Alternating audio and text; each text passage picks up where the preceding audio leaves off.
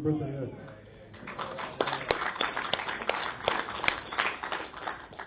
27 years old.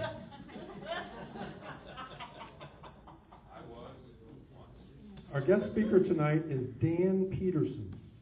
Dan Peterson is the Executive Director for the Coalition for Property Rights, CPR. Pardon me, Mr. Chair. Sir, yes.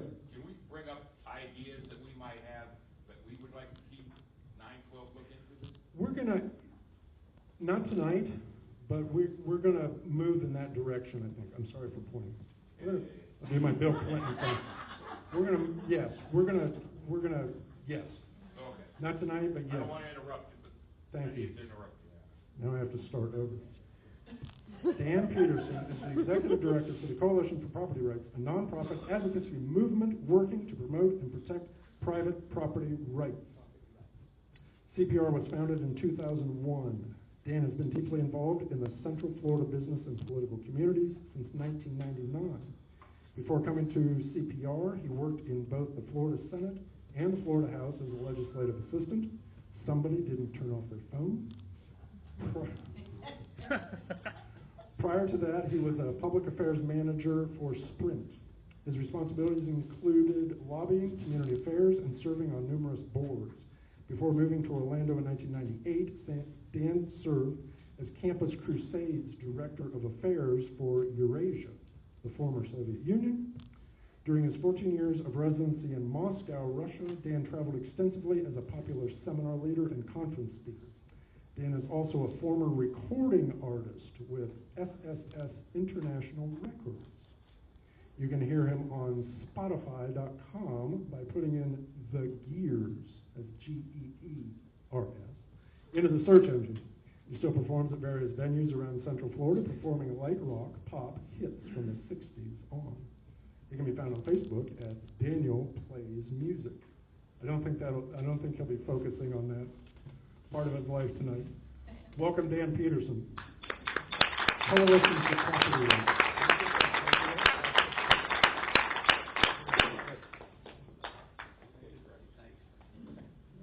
I heard Obama was grabbing a bunch of elastic there. Did you see that headline? I saw that headline.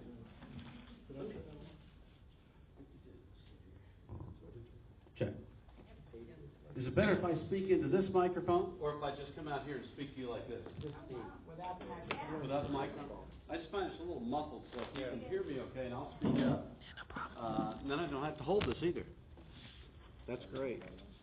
Well, I think this is my second time to be here, so thanks for having me back. That's always encouraging to get to come back the second time, not just be invited the first time and be lost forever. So, and I want to say that as I send out emails, I know many of you have received the emails when we were fighting against Amendment 1 when it was on the ballot. And even since then, we have some strategies regarding the allocation of those Amendment 1 funds. We'll get into that in a minute. And I think Hillsborough County has been more responsive than any other county. So I appreciate all that you do. And I know you have interests like Common Core and taxation and national debt and a host of other things. But I know that in every group I get to go to, there's always a core of people, not a common core of people, but there's always a core of people that really like to focus in on private property rights. And it is one of the fundamental rights that has made this country the great country that it is. The freedom to own property, to use property, to exclude people from your property, to use it and enjoy it the way that you want to, and dispose of it in any way that you want to. That has been one of the resources that has made our country great. As was, I think, said earlier, I spent some time living in Moscow, Russia. I actually spent 14 years living there. And they had no private property rights. And I don't know if you can imagine, I lived in Moscow. It was a city of 16 million people and not one private dwelling. Everybody lived in high-rise apartments. And some of you that are familiar with Agenda 21, I can say that I have seen Agenda 21 in action. And if you're familiar with the project called the Wildlands Project, I've seen that in the Soviet Union, and I can really say we don't want to go there because it's just bad in so many different ways. So, and regarding what happened today, by the way, I think it actually happened yesterday, perhaps, but President Obama has issued another decree that he wants to take a huge part of that Anwar, Alaskan oil field that Alaska should own and designate it now as wildlife refuge and put it totally off limits. I didn't know that we had land that was still left to be put off limits up there. But this is just another example of President Obama's mindset. And I'll tell you what, it's funny to listen to the pundits, especially when they talk about the pipeline from Canada down to Texas. And they can't, say, it's good for jobs, it's good for the economy. How can the president not see that? The president sees this perfectly. But all of his decisions make perfect sense if you look at it through the lens of Agenda 21. And I wouldn't be able to say that in Tallahassee and a lot of other places because, people see conspiracies. But it is a philosophy in a way, it's a worldview, and that is his worldview. We should not be surprised. And I think that, he's got a year and a half left in office, really. And I think that we applaud that, I agree. But I'll tell you what, it's going to be one of the more frightening times in our history because he's running out of time. He will get no cooperation, I hope, in the U.S. House of Representatives or in the Senate. And he will be looking for any way that he can to continue this quote-unquote transformation of America. And believe me, it is a transformation. So, we don't want to go there. But it's going to be a dangerous time. So we need to pray, and we need to also be very, very active in expressing what we're thinking about. So I wanted to mention that. Let me get right to the point of what I wanted to share with you tonight, because many of you followed Amendment 1, and if you remember Amendment 1, which is now in our Constitution, basically says that a third of all dock stamp money for the next 20 years is going to be dedicated to acquiring and improving and restoring conservation lands. And if you read the amendment carefully, all of the areas that it affects in Florida, it affects every square inch of Florida. Now, Amendment 1, I want to say, is not a call for eminent domain. It doesn't give the government the right to take property. It just puts a boatload of money in the hands of government to spend it in a lot of different ways that they want. I actually was thinking about this the other night, and I thought, can you imagine if you were to go and buy a lottery ticket and you found out that you just won the lottery? What would go through your mind? I mean, you'd have this just blast of initial euphoria, right? But then the first thing you'd begin to think about is, what am I going to do with all this money? How am I going to allocate it? Am I going to take the one lump sum, or am I going to, take the payout over time? And what am I going to do with that money? Am I going to donate some to charity? Am I going to buy up a lot of things for myself? Am I going to take care of my family? Or am I going to invest some of it? The environmentalists, as well as the politicians of this state, have to be feeling that same way. They had to feel that same way on the night of November 4th when that amendment passed.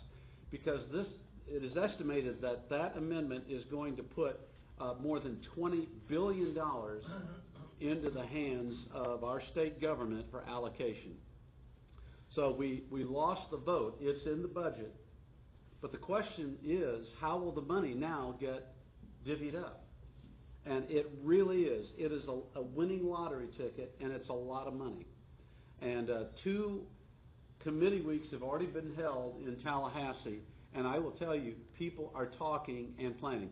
The environmentalists, I was in one committee, and the environmentalists all got up to speak about what they thought should happen with the money. And you had some people like Bob Graham, who was the head of the Conservation Coalition that passed Amendment 1.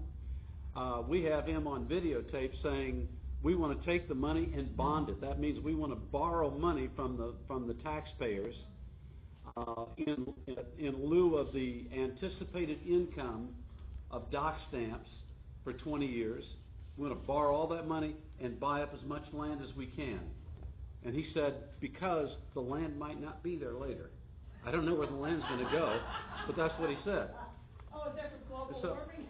So you have that perspective, and then you have other perspectives that, as some of you are familiar, maybe you get our newsletters, you're familiar with the bill that the Senate passed last year in the name of protecting our aquifer and our Florida springs. And that bill was going to basically require everyone on septic systems to be tested, and they were set up to fail, so that all of those septic system owners would have to be put on sewer systems, or they could buy one of those high-performance systems at the tune of $15,000 to $20,000 each. So, this bill, this amendment presents a huge. You can imagine the sum of money that would take. They were going to say, oh, the state's going to pay for everything. It's a lot of money to put everybody on sewer systems, or to buy these performance systems. Well, the money's out there now. I don't think it's still enough money to do all that, but I will guarantee you that bill will be coming back in the Senate again. And then you have others that say, just let's take care of we own so much property anyway. Florida is more than 28% in conservation already. It's not like we need a lot more property to own, because the more property you own, the more maintenance there is, and there's a host of ramifications that take place when people buy that. So I feel like our task as conservatives in this state is to at least let these legislators know as soon as possible what we would consider to be guiding principles. Now, the Audubon Society and some of the other people, they're already laying out. Put 30% towards the purchase of property. Put 20% towards this. Put 40% towards this. 10% towards this. That's not exactly what they said, but that's kind of the way they approach this. I'm saying what we ought to do is take a step back and let's look at some guiding priorities and some principles that we know to be out there for good government public policy. So tonight you have this sheet on your table there. I just want to walk through a few of the items on here so you'll understand why they're so important and why it's important that we let our legislators know we support certain conservative priorities and principles.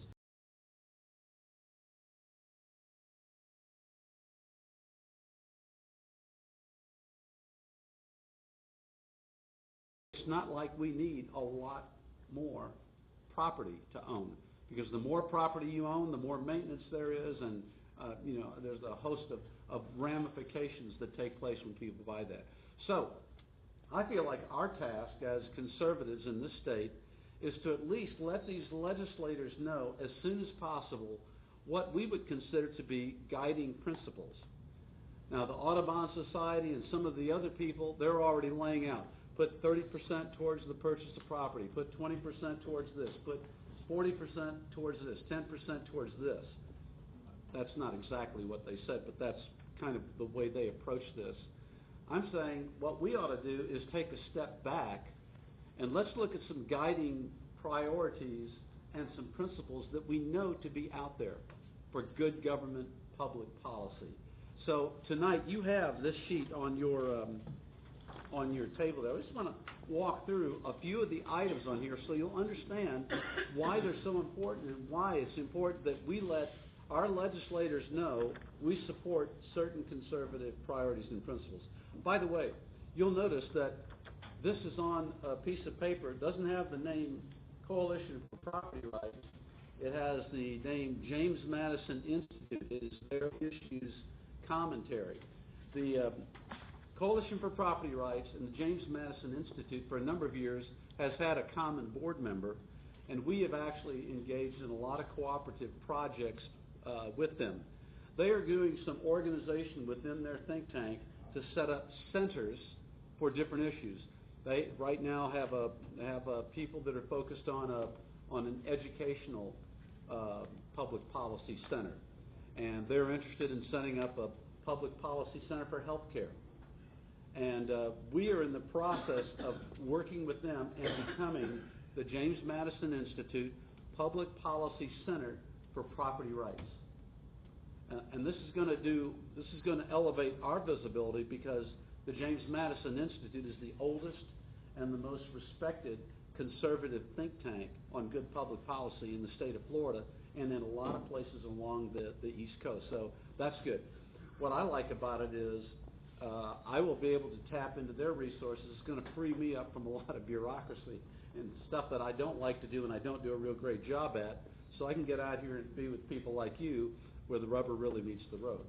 So this is really going to be an exciting move, and that is why these principles are on here today. So wanted to point that out. So don't need to read through the introduction, but let me just point out some of the priorities.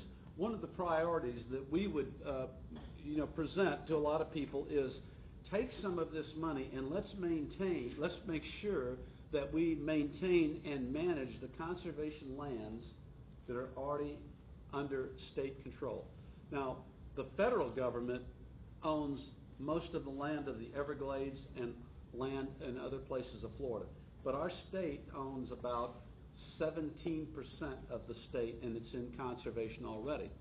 Now, a lot of different agencies and departments in our government control different parts of that property. So the Department of Environmental Protection controls some of it, and the Fish and Game Wildlife, they control part of it, and other departments, the Department of Agriculture, the Water Management Districts.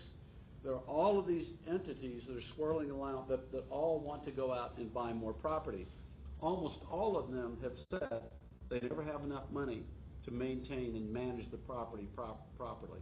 And what happens is if they don't manage that property, it's not conservation land, it really becomes wildland.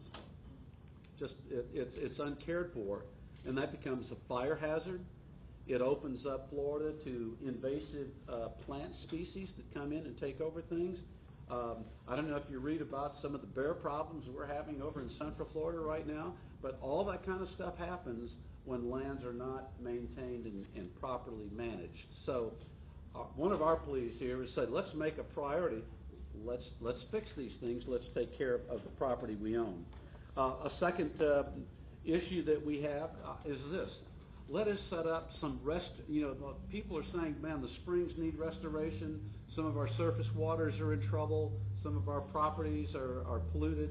So we say, let's make sure that we have funding allocated to restore properties and set up restoration and research projects.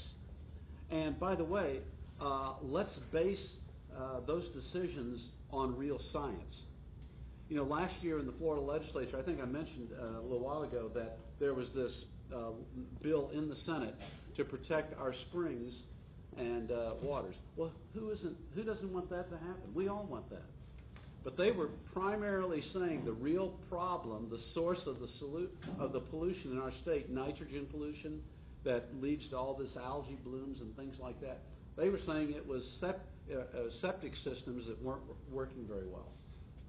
And that's why all the focus was on creating government bureaucracy and allocating money to switch out all the septic systems. Now the problem was there was no science behind what they were saying. I went to, I think, 4 or 5 committees. And I stood before the committees and I said, all of you are saying you want these decisions, and we're talking hundreds of millions of dollars, billions of dollars ultimately. You want to take that and throw it at a problem, and you don't even have a scientific foundation to say it exists. Here's the only science that I could find as I've studied it. In the Wekiva Springs area, which is part of Central Florida, it's part of Lake County, Seminole County, and Orange County, there are 55,000 homeowners that have septic systems. And the big reason this all came about was because in 2004, a thing called the Wekiva Parkway Act was passed. We have a beltway around Orlando. The Highway 417 goes from I-4 to the northwest, goes all the way around and comes out around Disney. Another highway called the 429 goes around the west side of Orlando, but from roughly Apopka to Sanford, in where the I-4 is again, that's an incomplete part of that perimeter. It goes through an environmentally sensitive area called the Wekiva Springs Basin. So that's where all this started, by the way. And so, the environmentalists just insisted all of this focus on septic systems, and this is a big problem, et cetera, et cetera, et cetera. Well, the Department of Health hired an organization, an engineering firm in Jacksonville, Florida, this was in 2007, to come in and actually do some real testing of septic systems in Lake, Orange, and Seminole County. That's a good idea, right? So what they did was they went to one place in Orange County, one place in Seminole County, and then one place in Lake County. So they tested 3 systems. They produced their results. And you know what they said at the end of the report? Their report said, number 1, we need to test a lot more places. Number 2, they said, we did this over a period on average of 22 days. We need to do it over a year's time. And then finally they concluded, don't extrapolate these results to all the 55,000 septic systems in the Wekiva Springs area.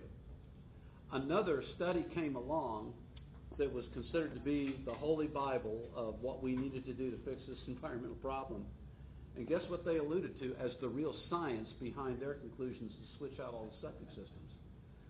That 2007 study. So they 3 out of 55,000. I reported that to a committee. They couldn't believe it.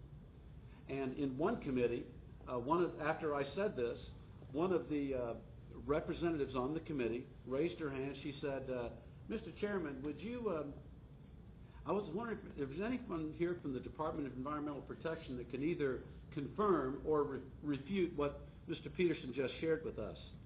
And the deputy director who's in charge of all of this stuff, he's like me, he's a Georgia Tech grad, he had to get up and he said, the gentleman makes a good argument, we can't refute it.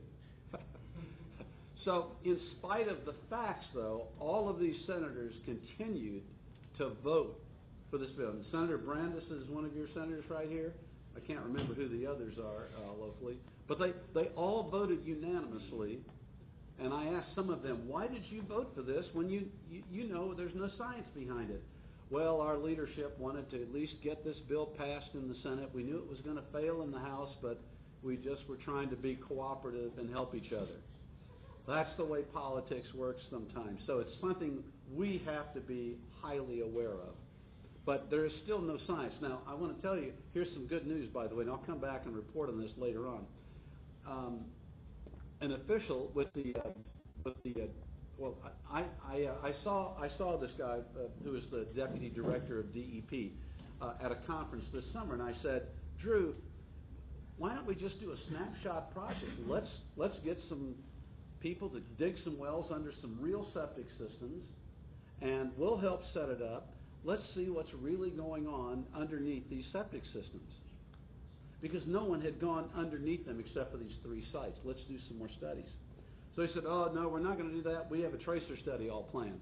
So here was the study that they had planned. They were going to go to Apopka and drill a hole into the Florida aquifer, and they were going to pump an inert gas into that aquifer right there, and then they were going to wait and see when it would come out of the spring vent in either Wekiva Springs or Rock Springs. And I thought, what does that tell us about septic systems? That doesn't, that just says how long that gas took to go from point A to point B. So they found that out, by the way. Big deal. Didn't really help answer any questions.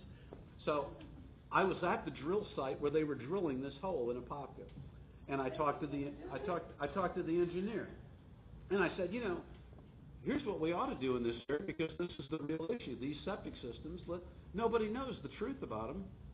And so he said, that's a great idea. He said, why don't you send me your proposal? So we wrote up a proposal. He ran it up the flagpole. Everybody signed off on it. And we are right now setting up, I think, 10 or 12 real sites where we're going to measure what's happening under a septic system drain field. And in some of those places, we're going to go deeper and wider. And then we're going to actually measure what's happening in the aquifer directly below those sites. And we're going to find out if there is any real need to spend hundreds of millions of dollars to try to fix this so-called problem. So, yes, sir. Are we also going to regulate fish food? We're going to be... That's a little trickier. No. But we have some other things that we're working on to try to really identify some sources of potential pollution on that. And that's actually one of the, that goes into the third priority here. Third priority says ensure funding that would secure plans that will remedy government-permitted and government-owned properties and facilities whose practices are responsible for negative environmental outcomes. Let me just give you an example. Everyone knows what a waste treatment plant is. You know, the sewage goes to that plant. It's treated, and primarily for bacteria, and then what's left over, the liquid left over, is called effluent. And what happens with that effluent? Where does it go? Well, facilities like this do one of two things. Either they dump it into a pool that is called a rapid infiltration basin, a RIB, where it percolates down into the ground and supposedly dissipates, but it has a lot of these nutrients like nitrogen and phosphorus. So it throws all that into a concentrated area. Or they do another thing. They take it out to some area and they spray this effluent out over a large area of property. Again, it disperses it, and the oxygen helps disperse some of the effluents. Well, a funny thing happened. Up in Marion County, you're familiar with Silver Springs. Silver Springs has a lot of problems with pollution. And it just so happens that a couple of miles from the spring, there was one of these big spray fields. So it was, and when they really stopped, they thought first off, man, all the people with septic systems, that's the problem. We need to change all the septic systems. Someone actually did a study, though, and they found out that the cause of pollution, a big part of it, was the spray field was just a couple miles from the spring. And so they moved the spray field, and immediately things began to change and get better. Now, that happens all over Florida. And there are these rapid infiltration basins and these spray fields. I think the rapid infiltration basins, think about that. You're putting hundreds, thousands of gallons into a concentrated area, and there's nothing really to mitigate the nutrients that are in that do cause pollution. So I say, let's fix some of those big things first. I mean, your septic system, it cannot even compare to these rapid infiltration basins. So I'll tell you another source of a government-owned and operated or a city-owned and operated system that could be remedied, I'll put it that way. People in the industry estimate that the raw sewage that comes out of homes into sewer systems, it estimates that 10% of what goes into that sewer system, at least 10%, never makes it to the waste treatment plant because it is exfiltrated. It leaks out of the piping and directly into the environment. Now that's almost defined as a hazardous waste material at that point. So that would be a great use of some of these Amendment 1 funds, and it would make a direct positive impact on our environment. So is that clear so far? Yeah. Okay, makes sense? Where's the stance on which a lot of the county, the commissioners and the mayors of the area that are on the beaches, they want to use the money to restore their beaches. Okay. Actually, in my opinion, having read both the amendment summary and the actual amendment itself, it specifically names beaches as being eligible for receiving funds. Is that one thing the James Madison Group is supporting, or is it? Well, I'll put it that way. I'll put it this way. I would support. Is it a priority? Is what I'm trying to say. Yeah. By the way, these priorities that I've listed here are not necessarily in the order of what people might consider important, but they're just 10 ideas of good uses of funds. So I will put it this way. I would rather see money allocated to beach restoration and improvement than I would of just going out and buying more land and socking it away for conservation. We have the tourist market. And yeah, and see that helps that not only helps the environment, that helps the economy in local areas. No, that's probably- That's good for Florida's economy. But I was surprised I didn't see that in one of your, as one of the top 10. It's on number 4, beaches. Well, yeah, there's, it would be included at number 4, because we say, all right, let's, if we're gonna acquire, land, let's acquire land for public use, so that you and I can go and No, I enjoy saw it. that about acquiring the beaches, I'm talking about restoring the beaches. Yeah, well, I would throw that in there, I would put that in there though too, that as a, if those beaches need to be restored, that would be a I wiser don't think we use. need to buy the beaches, because the beaches are. Well, beaches are already owned for the most part, That's either what by I mean, I don't think, I yeah. don't even know why it's in there like that. But other things like, public parks, trails, things like that, I don't know who owns all of the beaches around here, but the improvement of those areas, the restoration of those areas would, if we're gonna do that, let's buy things that we, the taxpayer, we paid for that, so we should get to enjoy that. And the second thing that I would say would be a wise use of purchasing land, if we should do it at all, would be, let's buy areas that are already wetlands, because all the scientists would say it's the wetlands that help recharge our aquifer and our springs. And if you're a developer and you want to go in and buy wetlands to develop it, good luck, because the hoops that you have to jump through environmentally to be able to develop a wetland, I mean, you'll be looking at that the rest of your life. So let's buy that stuff up, because it's pretty much off limits practically anyway, from a pragmatic point of view. But let's don't go out here and just buy forests and uplands that really could be used for other resources or development or what have you. Sir. Dumb question. Where does all this money come from? I mean, is it state money or is it federal money? Again, all this money is dock stamp money. That is the tax money that is paid on every real estate transaction in the state. You pay. I can't remember. It's one or I can't remember how many mills it is. No, it's already. It's not a new. Yeah, it's already in there. It's just that's how we have to spend it is all. This is going to take. We're taking it away from other things. This is going to dedicate.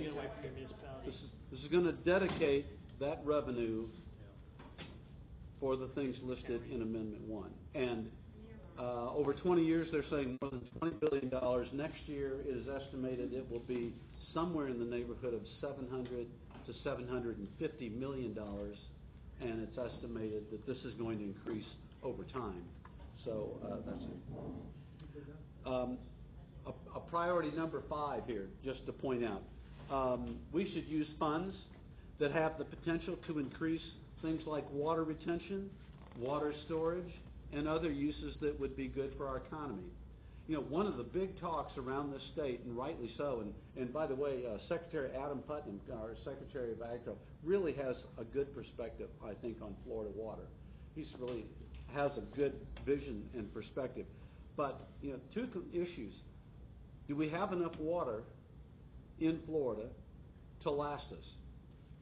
And then a second ancillary to that is, how do we get water where it is to places where it isn't? And South Florida is an area I've learned that doesn't really have its own freshwater source, so it has to get fresh water from a lot of these other areas. That would be a good project. By the way, do you know how much rainfall Florida gets every year? It's somewhere on the average of latest statistics I saw, somewhere like 54 to 55 inches per year. I took the time to do some calculations. Do you know how many gallons of rain fall on Florida in a given year? It works out to more than 55 trillion gallons. That's free water. Now, I know a lot of it falls all over the place where people aren't and stuff like that, but what we have to remember is when that rain, 55 trillion gallons fall in the state, it percolates down and ends up in the aquifer, or it ends up in surface waters, and some of that goes out to the ocean. First Magnitude Springs just put out enormous amounts of water every year. So there's a lot of water in Florida, And we're all a part of a cycle, because the water that flows out to the ocean, clouds come back over, it rains that water back down. I mean, Florida is really a beautiful environmental system when you look at it. So we just need to be wise, and it's like, how do we retain water, and how do we use it wisely so that when these periodic times of drought hit Florida, we're covered. And we make good use of that, and we have enough water for our future. A sixth priority, this just says, take some money and keep the public, we the people, informed so we can both participate and know what's going on. And keep this kind of thing in the sunshine. That's important. A seventh priority, keep government leadership accountable. If people are going to start paying money out, big money, for these purchases of land, then let's inform the leaders in government, like the governor, the Senate president, the Speaker of the House. But let's put it out there in the public, too, so that we know how our money is being spent. That's only fair and right. Eighth priority here, and this is really one of the more important ones. To me, this is one of the big priorities. Don't do what Bob Graham says. Do not bond this money. Because what you're doing is you're borrowing against anticipated income of dock stamp money going out 20 years.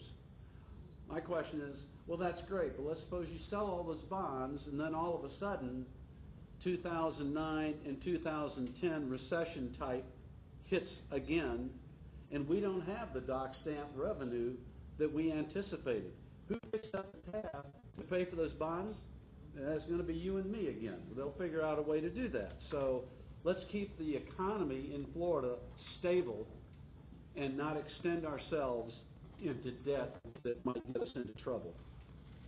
And then, I don't know if you're familiar with one of the strategies that instead of taking large sums of money to buy land, what a lot of these people would prefer to do is to purchase the development rights of property, or to buy a conservation easement. And that basically says, okay, if you've got a ranch or if you've got a farm, you can continue to do that, but we're gonna pay you to promise to never develop that land and keep it in this more agricultural thing. That's okay, but the problem is once that deal is cut, those deals are genuinely considered to be conservation easements in perpetuity. So we're recommending, let's put some sort of a method to extinguish that easement after 40 years. I just picked 40 years because it's kind of a generation. It could be a longer period or a shorter period, but how many of us know what property needs are going to be out there in 20, 30, 40, 50, 60 years? And we might find some properties that are much more valuable that we'd rather have, that would be more beneficial to the environment. And if we've already got everything locked up in these properties, we can't take advantage of opportunities that might surface later on down the road. So it's a plea for maintaining some flexibility in that. And then, of course, a 10th priority here is basically this. If our taxpayer money on Amendment 1 is now going to be used to purchase new additional conservation lands, then that's going to mean that we're going to need more personnel to help maintain and manage the lands, and there's going to be the need for more equipment to do all of that. Let's not take that money out of general revenue of government. If Amendment 1 wanted that additional property to be purchased, then let's take out the maintenance costs from Amendment 1 funds as well and make Amendment 1 funds. Because it's not, if I hire you to take care of property, it's not just an issue of your salary that I have to think about. It's the benefits that I have to pay you now, and sooner or later you're going to retire, and I'm going to have to now cover your pension. So what looks like, here's a job at $50,000, $60,000, $70,000 a year, it becomes much more expensive down the road when the real payout comes. So these are some ideas of some priorities and principles that, if everyone will step back and seek to apply these, we can really make some good decisions on behalf of the state of Florida and our future. But I will tell you this: it's already a free-for-all in Tallahassee, and it's going to become more and more intense. And everybody has a plan, and everybody has a special interest that they want. So it's going to be a fascinating debate, and it's something that we're trying. What we've done is we have, in the last week, I was up there, I met with a number of legislators to present these priorities and principles, and we've been able to deliver this to every office in Tallahassee. Now, we're going to continue to go before the different committees and stress some of these points, but we want to stay up there and keep you informed. Now, here's the deal, and I'm getting into some action point, what you can do to help with this right now, okay? If I walk into a senator's office or a representative, and I say, my name is Dan, and I'm in this group, and this is what I think you ought to do, they say, well, great, you're one person in Florida, thanks for taking the time to do that work. If we can walk in and say, we're in touch with people in every county of Florida, and there are hundreds and there are thousands who say, please, we want you to apply these priorities and principles as you're allocating the lottery money, so to speak, that cuts a little bit more ice. If I can say to a senator, Senator, in your district, we have more than 100 people that want you to do this. That gets attention up there. So here's what I'm going to invite you to do. If you agree with the principle, we've pretty much gone through them so you can see it. If you would say you agree with this, here's what I'm going to do. I've got another sheet right here and a place here. If you'd be willing, just check on here. Says, I agree with these priorities and principles, and I take this is all Hillsborough County, I don't know. Hillsborough County, but let us have your email address. We're not going to give it out, but I want to keep you informed of what happens with the allocation of these funds as we did. So I'll hand this, let me have this back, before you leave tonight, and I'll put you on that list, and we'll keep you informed of that, okay? Another thing, and I'll just throw this out, a number of other people and I are working on a plan to set up in every county a small group of people who particularly want to track what is happening with property rights, conservation lands, what's going on in their county. And this is important so that we can inform people, mobilize them to send their opinions to Tallahassee. And I know in a group like this, again, some of you are, anti-Obamacare, some are Common Core, some are, everybody has their issues. But if you are particularly burdened with the idea of protecting private property rights, and you'd like to be a part of this, we think we're going to call it the Conservative Conservation Coalition, so CCC, Conservative Conservation. So it sounds like we're a conservation group, and we sort of are. But we just want it to be really good public policy with conservation. So if you might be interested in knowing more about that, just put an X on the form by your name. I don't expect everyone to do that, because if you're focused and you have expertise and real interest in any other topic, then keep doing what you're doing, because that it really is.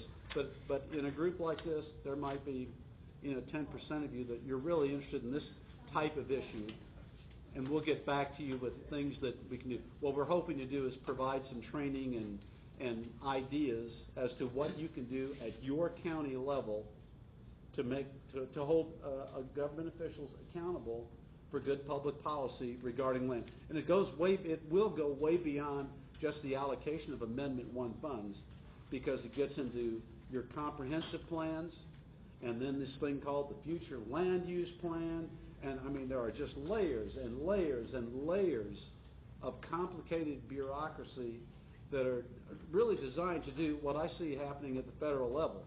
All of our attention is thrown over here so that we can look at the IRS and handle that crisis, but meanwhile there's a crisis over here in Benghazi going on, and we miss that, and then we focus over here, and now all of a sudden it's over here at the VA, and then we're focused over there, and pretty soon our heads are just spinning. Is everyone here familiar with one of the congressmen in Florida delegation, Daniel Webster? Yes. I was talking to him about this, and we were talking about a thing called the National Blueways system.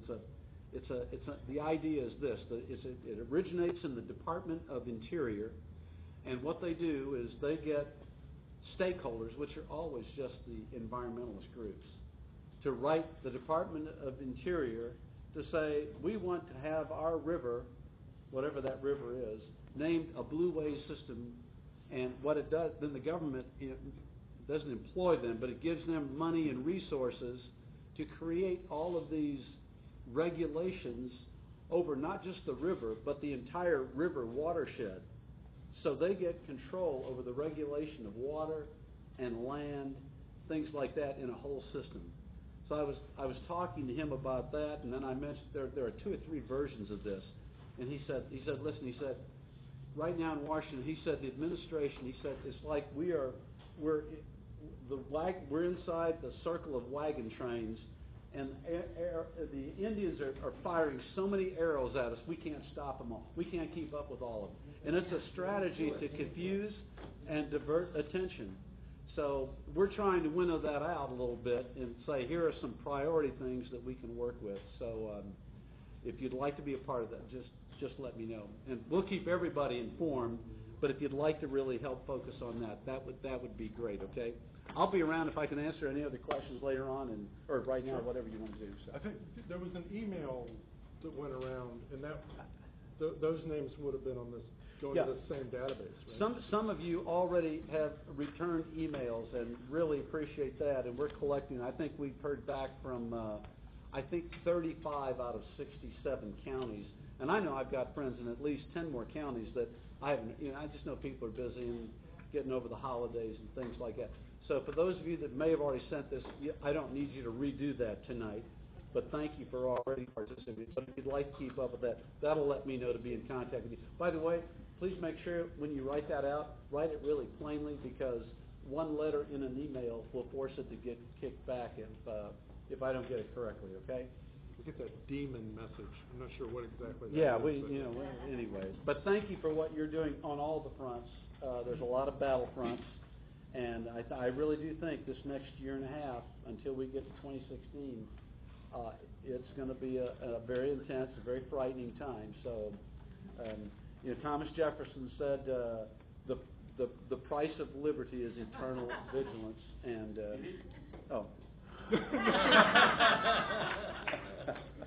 not that Thomas Jefferson. Founding Father Thomas Jefferson. And what dawns on me, too, help me, Karen, Sharon, and those that know a lot more than I do. What's ELAP? Isn't that? It's environmentally, we have that in an ad. That's county. So that's what you have to remember, too, is you've got county buying up land, you've got the state buying up land, you've got the feds buying up land. And you mentioned Thomas Jefferson, and I go to Monticello, and there's a UNESCO World Heritage Site sign on there. So then you got the United Nations involved. Yep, they're out there. Yeah. So you got, this has to do with Amendment 1, state funds, but there's all those other layers out there too. By the way, I remember reading through Agenda 21. I don't know if you've read it. I have. It's painful. I wouldn't necessarily recommend it, but in going through that, and I read some other article talking about that, and it said that right now we can be sort of partners in a lot of international treaties and a lot of these heritage properties and stuff, but because we're the big guy on the block, we could pretty much do what we want to do. But if our government and our nation was so weakened to the place that we could be blackmailed either economically or in some other way by some of the other big nations of the world, we'd have to submit to that. And it just made me think, it just feels like there's this strategy going on to slowly, we're not going to crash America, but if we can keep cutting it down and cutting it with 1,000 cuts, it could be at the day where, say the nations of the world say, if you don't sign on the Kyoto Treaty, we're calling an embargo against your nation because we don't do as much manufacturing as we used to do, and we import a lot of food and things like that. We'd be at their mercy. The Russians are used to doing without. Putin doesn't care what the international community does to the Russians, and neither do the Russians. They've lived in hardship. They'll do it again because they're told this is the only way to defend the motherland, and that's their mentality. That is not our mentality. We are not gonna give up our toilet paper. You know, that's right. Or our toilet seats, which are even, so keep that in mind too. So anyway, I'll leave that with Thank you, Dan. Thank you Were there very any, much. any particular questions? Yeah, I had a question. Of course, we all want to follow the Constitution of Florida, of course. But what's the definition of a dock stamp? Can our Hillsborough County legislator or executive committee there change the definition of a dock stamp and maybe only allocate 0.01% dock stamps and just add a new fee and circumvent this $20 billion slush fund getting built up? Well, dock stamps are already defined, and this is a point I want to research at some point. I think that Florida's dock stamp rate is one of the higher rates in the nation. There are some states that have virtually no dock stamp charges on real estate transactions. Frankly, I'd love to see the dock stamp thing totally go away. We would need some legislators to get behind that in a big, big way, and that would be a radical change, even for some conservatives and people in the real estate industry. That would be a big thing. But why do we need that? That would be another way to reduce. $20 billion fund. Yeah. Prior to that, what was the dock stamp money going to, just several funds? Prior to Amendment 1, actually, interestingly enough, there are, I think, 8 environmental protection programs that are already funded with dock stamp money. And I don't know no one can say what's going to happen to those programs now.